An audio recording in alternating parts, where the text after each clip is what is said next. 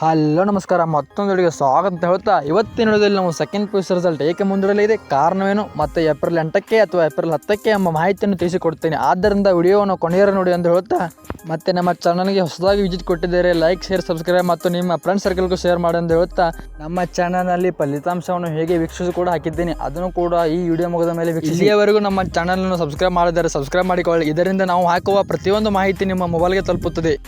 ಈಗ ತಡೆ ಮಾಡದೆ ವಿಡಿಯೋ ಸ್ಟಾರ್ಟ್ ಮಾಡೋಣ ಬನ್ನಿ. ನೀವು ನೋಡಿದ ಹಾಗೆ ದ್ವಿತೀಯ ಪಿ ಯು ಸಿ ಪರೀಕ್ಷೆಯ ಫಲಿತಾಂಶವನ್ನು ಏಪ್ರಿಲ್ 7ನೇ ತಾರೀಕಂದು ನಿಗದಿಪಡಿಸಲಾಗಿತ್ತು. ಆದರೆ ಕೆಲವು ಕಾರಣಾಂತರಗಳಿಂದ ಅದನ್ನು ಬಿಡುಗಡೆ ಮಾಡಲಿಲ್ಲ. ದ್ವಿತೀಯ ಪಿ ಯು ಸಿ ಫಲಿತಾಂಶ ಪ್ರಕಟಣೆ ಕುರಿತು ಮಂಗಳವಾರ ಸ್ಪಷ್ಟನೆ ಸಿಗಲಿದೆ ಎಂದು ಕರ್ನಾಟಕ ಶಾಲಾ ಪರೀಕ್ಷೆ ಮತ್ತು ಮೌಲ್ಯ ನಿರ್ಣಯ ಮಂಡಳಿಯ ಮೂಲಗಳು ಖಚಿತಪಡಿಸಿವೆ.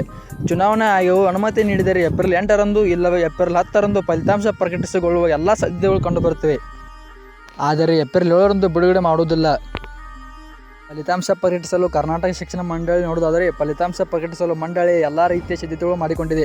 ಮಂಡಳಿ ವತಿಯಿಂದ ಯಾವುದೇ ಅಡ್ಡಿಲ್ಲ. ಆದರೆ ಬಾಗಲಕೋಟೆ ಮತ್ತು ದಾವಣಗೆರೆ ವಿಧಾನಸಭಾ ಉಪಚುನಾವಣೆ ನೀತಿ ಸಂಹಿತೆ ಹಿನ್ನೆಲೆಯಲ್ಲಿ ಫಲಿತಾಂಶ ವಿಳಂಬವಾಗುತ್ತಿದೆ.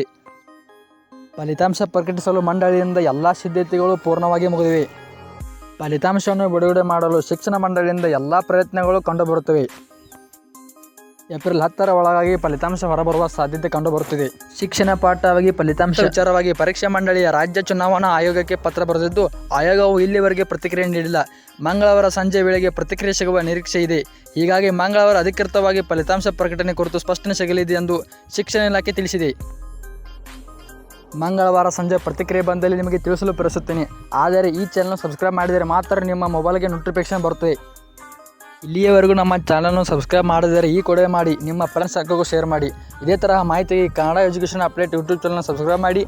ಇಲ್ಲಿಯವರೆಗೂ ವಿಡಿಯೋ ವೀಕ್ಷಣೆ ಮಾಡಿದ್ದಕ್ಕಾಗಿ ಧನ್ಯವಾದಗಳು. Thank you. ಮುಂದಿನ ಮಾಹಿತಿಯನ್ನು ಆದಷ್ಟು ಬೇಗ ತಲುಪಿಸುತ್ತೇನೆ.